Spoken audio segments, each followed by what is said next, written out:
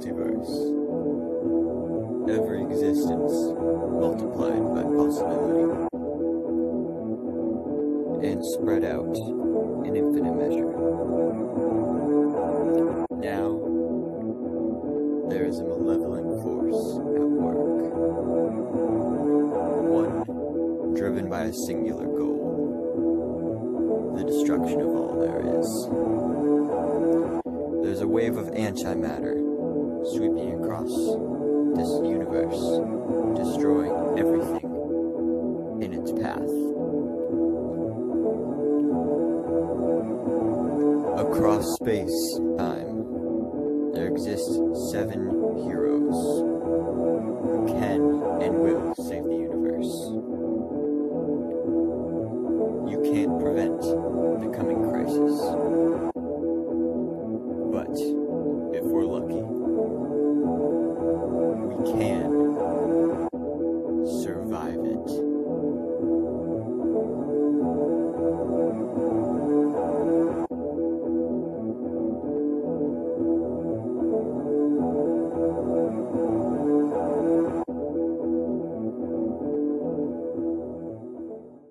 Hello guys, it's Teenage DC Fan back in another video, and Crisis on Infinite Earths Part 3 is now over. So the big part about that is that means we have to wait a whole month to see what happens next in the 2-hour finale to Crisis on Infinite Earths. But a lot happened in this episode because this was kind of like a mid-season finale. Like if you look at this 5-part crossover, it's like the midway point that ends on a big cliffhanger, but then it'll get resolved. And this crossover overall has reminded me a lot of Avengers Infinity War and Avengers Endgame. Like, there's so many similarities, which I'll go over throughout the video. But let's just jump right into what happened in this episode, I guess. So we start off with a cameo of Ashley Scott as Huntress from the Birds of Prey TV series, and she is trying to escape the antimatter wave that is wiping out her Earth, and she's communicating with Oracle / Barbara Gordon over some kind of communicating system, but then their Earth gets wiped out, so then they both dead, so that's not good for them. But we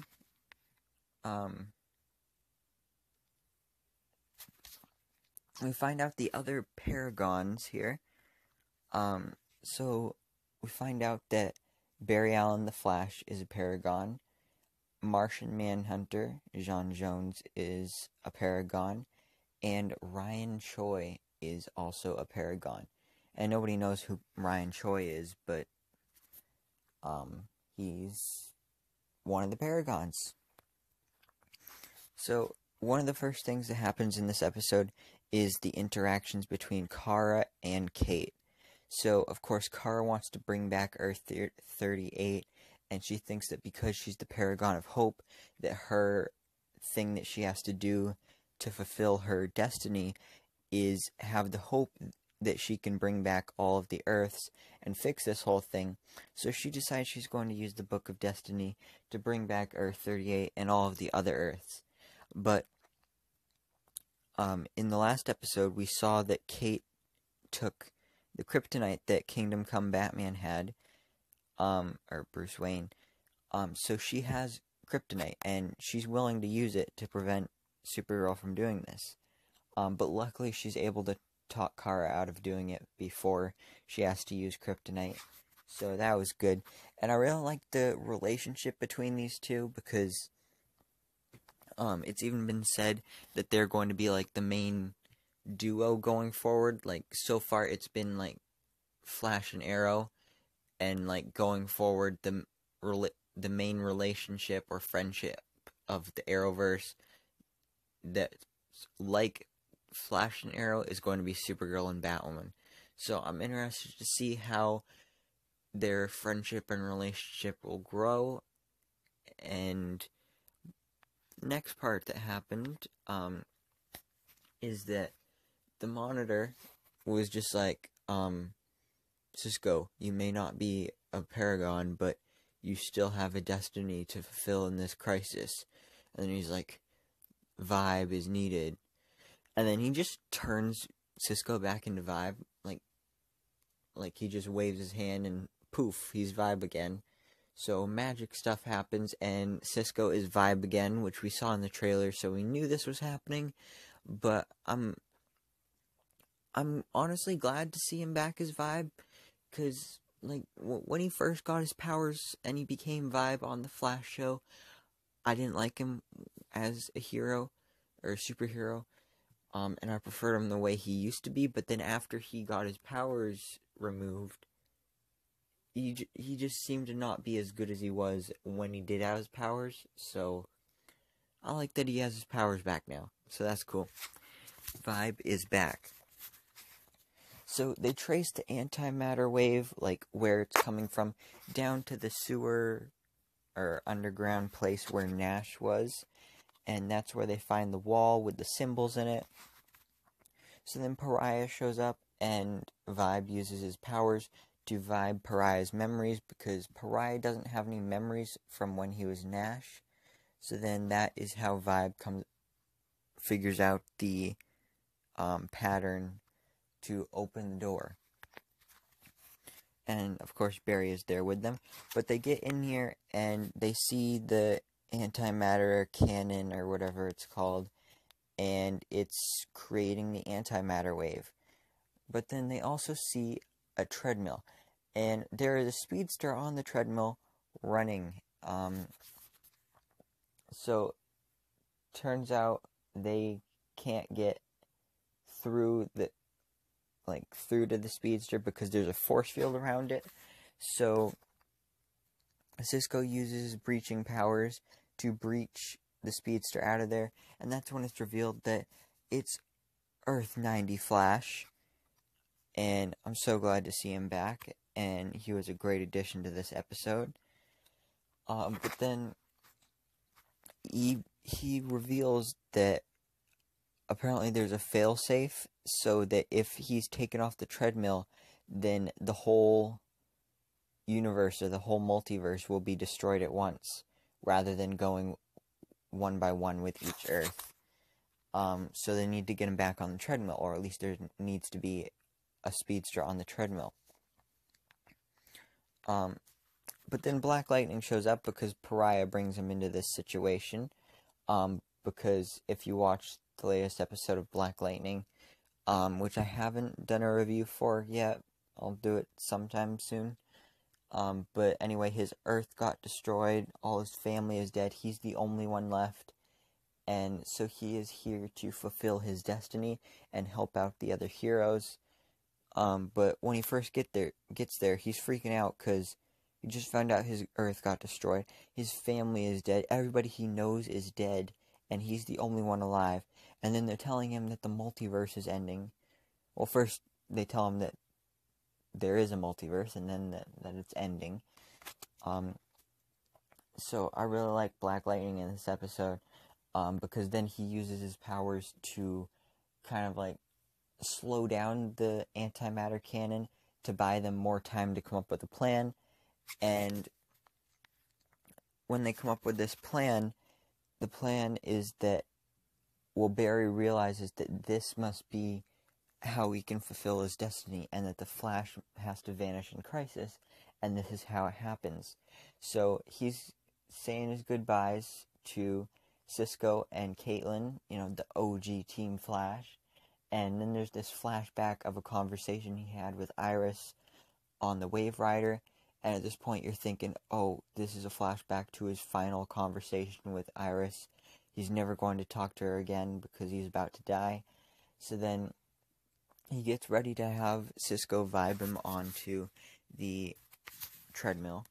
But then Earth 90 Flash walks up to him, and he's like, I'm sorry I have to do this. So then he just, he puts his hands on Barry, and then steals his speed, or at least part of his speed, and then he has Cisco vibe him onto the treadmill, and basically he's sacrificing himself because the monitor said the Flash had to die, but he never said which Flash had to die. So he jumps on the treadmill, he's saving the universe, and then he shatters into a million pieces and destroys the antimatter wave cannon thing. And I really like this because, well, I was watching the Crisis Aftermath that was on after the episode, and they were talking about how John Wesley Shipp was actually, like, thanking them for having this opportunity to do this and kill off the character, because it was closure for the character and the whole story that started 30 years ago. Now, I haven't watched that show before, but apparently it just ended abruptly and never had, like, a real ending to the series. So this was the ending for the character that he deserved. And right before he, like, died, there was a flashback to what I assume was from the show, with who I assume was his love interest. Her name was Tina. So that was cool to see. Sad to see that he is dead, but I mean, we can still see him return as Jay Garrick, maybe. I mean, if all of this gets reversed, because, I mean, at this point, Jay Garrick would be dead. Because right now, the only Earth that is still alive is Earth 1. And then after this, back on the Wave Rider, Barry and Jefferson have a bonding moment. They talk about their fathers and how they're similar, and Barry basically just welcomes him to the Arrowverse. Like, that's a basic version of what happened, basic summary. And so yeah, Black Lightning is officially part of the Arrowverse, and that's awesome. But then Constantine, Mia, and now Diggle are trying to still bring back Oliver. So at the beginning of this episode, Lila no, it wasn't Lila, it was Sarah. Sarah just dropped everything on Diggle. First of all, his best friend is dead, and then second of all, his wife is missing. So that's a lot to drop on a man all at once. That's a lot. So he goes on this mission with Constantine and Mia, and then they go to Earth 666, where they meet Lucifer Morningstar, and this is a cameo because if you don't know, there's a TV series called Lucifer, which is technically a DC Comics show, and if you watch that show, if you're a fan of that show, or if you plan on watching that show, just know that this cameo takes place 5 years before that series starts. Now, I haven't watched the series. I know nothing about it. That's just going, like, based off of stuff that I've heard about it. So then Lucifer gives them this card with a picture of a devil on it, and is basically their ticket into Purgatory, which is where they would find Oliver's soul. And Purgatory is where, like, people's soul, like, where a person feels trapped is where their soul would go. So then, of course, Oliver goes, like, his Purgatory is Lian-Yu, which just so happens to be in Mandarin for Purgatory. But anyway, the three heroes show up there, and this version of Oliver, so Oliver's soul, he doesn't have any memories, so they have to, like, remind him that, like, who they are. And once they do that, he's like, oh yeah, I'll come back with you. But then the Spectre shows up, and he's like, I'm sorry, Oliver, but you can't do that because you have a greater destiny to fulfill, because you must save the multiverse. So, of course, Oliver makes the sacrifice again, and goes off with Jim Corrigan, the Spectre, and so yeah, we're going to be seeing Oliver again, saving the multiverse. Um, will he die again? Will he not? He'll probably die again. This is what I assume will be the way that the Monitor originally saw Oliver dying. And so Oliver may die a second time, but saving the multiverse, of course. And then Iris goes to retrieve Ryan Choi along with Ray Palmer and Ralph Dibny. So they go and they find this guy, and when they first tell him that, like, the multiverse and the world is ending, he's like, well, if the world is ending, I want to go home and be with my family. So then he goes to his office to get his things before he goes home to be with his family, and then Iris goes after him and really has, like, a heart-to-heart with him, and, like, basically convinces him that even without superpowers, he can be a hero. And she said that something like, wouldn't you rather be able to hold your child in your arms, knowing that you helped out saving the multiverse or whatever? So then he ends up agreeing, and then they go back to the Wave Rider. And so then the whole team is back on the Wave Rider, and they're like, alright, so we have all 7 Paragons, now what do we do? So then they have to find Harbinger for some reason. But then she shows up, and she starts acting a bit weird here. Turns out this is the Anti-Monitor, and she, like, psycho evil mode, because it's like the Anti-Monitor is in her body, or at least controlling her. And that's why Pariah is here as well, because the only time Pariah shows up is if the Anti-Monitor wants him to be there to see tragedy and to see death. So basically, if you ever see the Pariah show up, somebody gonna die. And oh yeah, people died. So this is where, like, a lot happened in this episode, because they're all like, oh, what do we do? Like, they don't know what to do, because she got all these powers, and she's super powerful. But then she uses the powers to, like,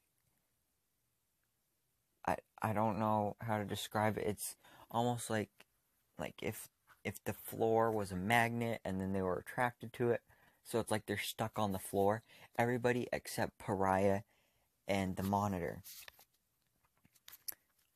So the Monitor is just as confused as everybody else, until he realizes that,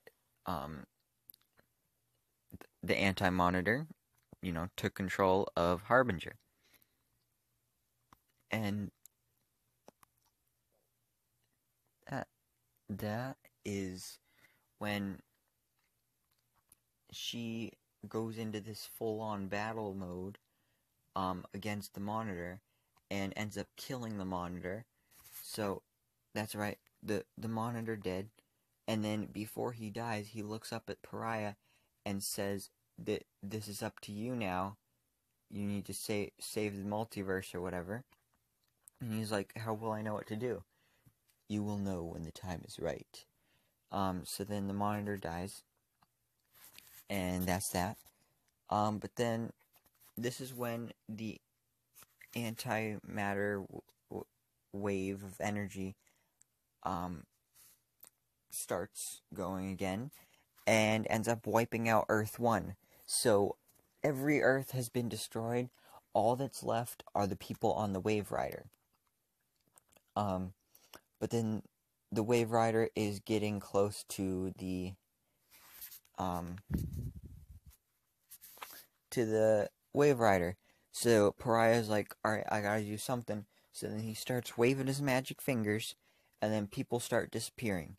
And then you realize that it's the 7 Paragons that are the ones that disappeared. And then, everybody else on the ship, they all die because the antimatter wave wipes them out. So the multiverse, the universe, is literally destroyed. Everybody is dead except for the 7 Paragons, because we find out that they were teleported to the vanishing point.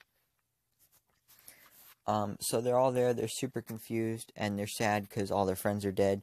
But then all of a sudden, Kingdom Come Superman, he's like, Miss Danvers, I don't feel so good. And then he starts, like, fading away with this red energy. He falls to the ground, and he dead. But then this is where we find out that it's actually Lex Luthor, because Lex used the Book of Destiny to switch places with Kingdom Come Superman. So now Lex Luthor is a Paragon, and now the 7 Paragons include Supergirl, Batwoman, The Flash, White Canary, Ryan Choi, Lex Luthor, and Martian Manhunter. So those are the 7 people, the only 7 people alive in the multiverse. And they're going to have to fight the